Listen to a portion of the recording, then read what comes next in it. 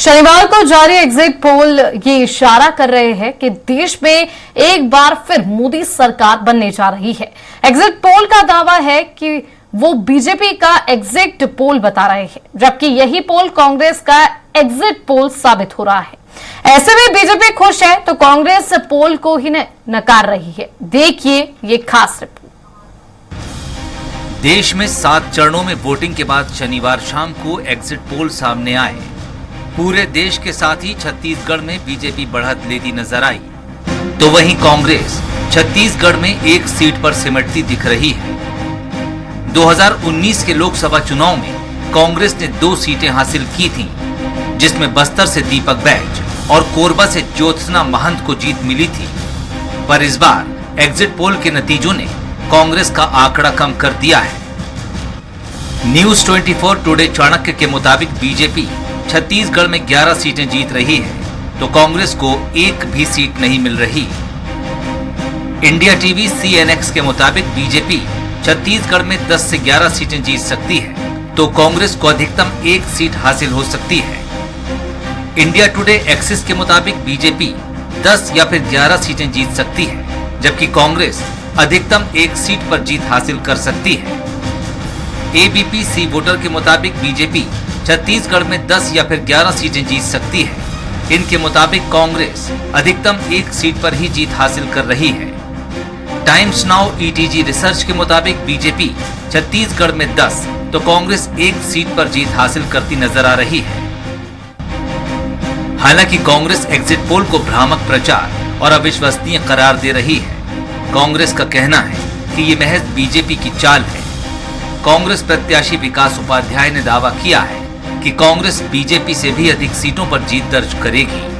कांग्रेस का ये भी कहना है कि वो एग्जिट पोल पर विश्वास ही नहीं करती।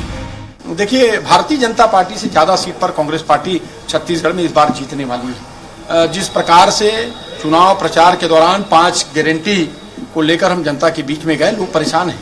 महंगाई के कारण, बेरोजगारी के कारण हर घर में अपनी एक अलग समस्या है। उसकी लड़ाई कांग्रेस पार्टी ने लड़ा है और उसका उत्साह देखने को मिला है। 10 गारंटी 25 न्याय के साथ कांग्रेस पार्टी ने चुनाव को लड़ा है। हम भारतीय जनता पार्टी से ज्यादा सीट पर छत्तीसगढ़ में जीतेंगे। कांग्रेस भले ही एग्जिट पोल को नकार रही है, लेकिन बीजेपी अपने जीत के दावे को बरकरार रखते हुए एग्जिट पोल के आंकड़ों से खुश है। प्रदेश अध्यक्ष किरणदेव सिंह ने अब की बार मोदी सरकार और 400 पार का दावा बरकरार रखा है। उनका कहना है कि जनता का आशीर्वाद बीजेपी के साथ है। वहीं इंडिया गठबंधन के ऐतराज पर उनका कहना है कि विपक्ष हर संवैधानिक संस्था पर सवाल खड़े करता है।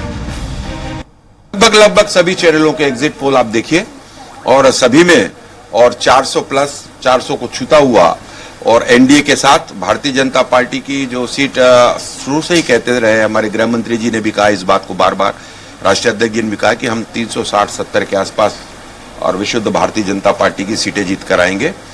तो निश्चित रूप से देश की जनता का बहुत बहुत अभिनंदन, आभार है।